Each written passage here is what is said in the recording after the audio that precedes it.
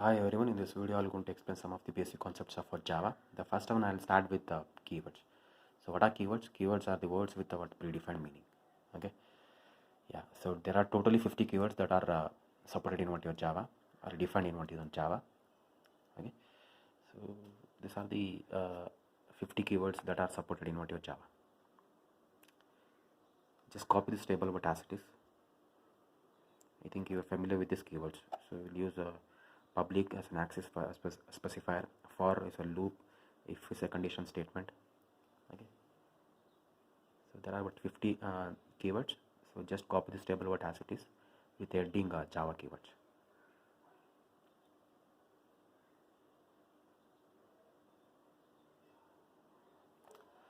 Okay, so the next concept is identifiers in Java.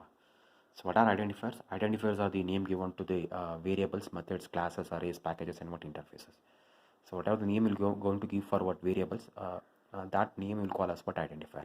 Okay, yeah, if you want to give some name, I have to follow some rules. Okay, and that rules is called as what rules of identifier. So what's the first rule? The first rule says that the first letter of an identifier should be either letter or what underscore. Okay, if you want to start an identifier, they should start with either letter or what underscore. You're not supposed to use any other symbol.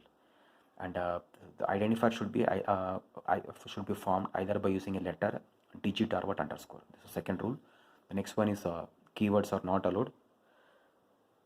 Keywords are not allowed. And the next one is you are not supposed to use what white space. And identifier, whatever the name you're going to give, that should be what meaningful. Okay, so no other special character will be allowed other than what underscore. Okay, so here I have written some of the example. This is a valid and this one is also valid, e underscore b. This is not a valid, why? Because this is a keyword. And this is also not valid, why? Because I am using what dollar symbol. Okay, yeah, just copy these rules along with what definition. Okay, the next concept is what data type. Here I am going to discuss only primitive data types. The first primitive data type is what integer. So these are the keywords that are supported. Okay, byte, short, int, as well as what long. So if you want to store the value like a 4, 5, 6 or a 20, such integer values, if you want to store, you can use what this keywords. Depending on this amount of space, you can use what any one of this keyword. So byte, it will going to allocate one byte of space. Short will going to allocate 2 bytes of space. Integer will going to allocate 4, and long will going to allocate what 8 bytes of what space. Okay, depending on the requirement, you can use those keywords. So next one is a floating point data type. So if you want to store a value like 5.6 or 7.8, such values you can go with this keyword. Either you can go with float or double, depending on the requirement. If you want to store a small value, you can go with a float, and that will going to allocate 4 bytes of space. If you want to store a large value, you can go with what double, and that will going to allocate 8 bytes of what space. Next one is what character data type. Okay, if you want to store any character value, you can go with the keyword char, and that will going to allocate 2 bytes of space, and you know character should be enclosed within a single quote. Last one is what boolean data type. Keyword is what boolean, and size is what one byte, and either it will going to return true or what false. Okay, so next one is what variables. So what are variables? Variables are the names given to the memory location. So for the memory location, we're going to give some name. That names are called as what variables. So how to declare a variable? First you have to specify what data type, followed by variable name. So example is int. Int is a data type keyword that is representing a data type, integer data type, and this is a variable name. So how to initialize that one? Either you can use this method or this one. So here both initialization as well as what declaration as well as what initialization. Here declaration is separate, initialization is separate. Okay, yeah. So next one, rules to declare a variable, or rules to write a variable. That's same as what your identifier. Why? Because variable is also one type of what identifier.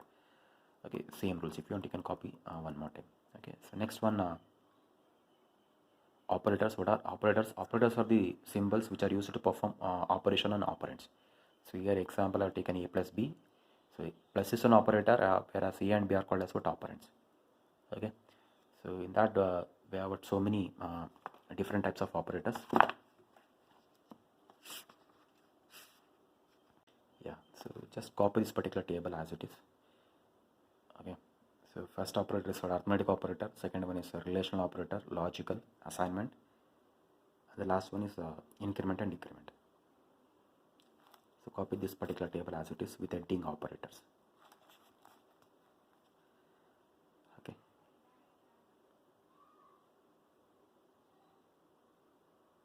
yeah.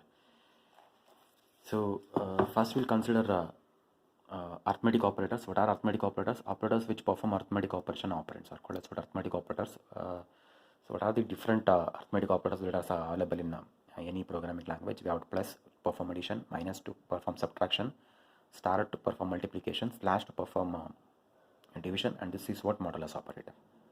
Okay, now we'll consider what a simple Java program to perform arithmetic operation. So here I have considered a simple Java program with the class name arithmetic operation demo. So with the same class, why we have to take what class? Because it's a pure object-oriented programming language. Whatever you write, entire thing should be within a class. How to define a class? Keyword class followed by class name. This is the name of the class. So this is the beginning of the class within which there is a public static void main. I think you know why public, because to access what outside static at class level. Void function is not running anything, and main starting point of what execution. So I think you know you're familiar with this particular system node.println, just to print this message whatever written within a double quote. Okay, so taken two variables, a with name a and what b. For a we have sent what 10 and b we have sent what 20, and c just to store the final result. System.out.println, I think you're familiar with this notation. Whatever written in the double quote, that will be printed, plus concatenation operator, and it will going to display the value of a. What's the value of 40? 10. You'll get a is equal to what 10. Okay, that's the output you'll get. So second we are just printing the value of b. So I think you can understand whatever written in the double quote, that will be printed. Next it will going to print the value of what b. Okay, you'll get output in this way. Okay, next time perform addition and the result will be stored in what c. So what is the value of 48? 10, b is for 20, and I will get the c value as what? So we'll get c value as what 30. Okay, so that will get printed. So whatever written within a double quote, that will be printed. Next plus c is what 30. So you'll get output in this way.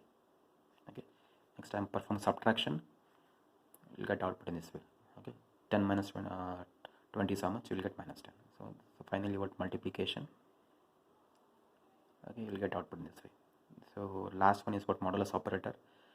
If I divide 10 by over 20, what's the remainder? Remainder is what 0. That's the reason you'll get output 0. Okay, so whatever written in double quote, that will be printed, and result concatenation plus is what concatenation operator. It will go to concatenate a string with what value? That's integer value. So you'll get output in this way. Okay, copy this particular program along with output.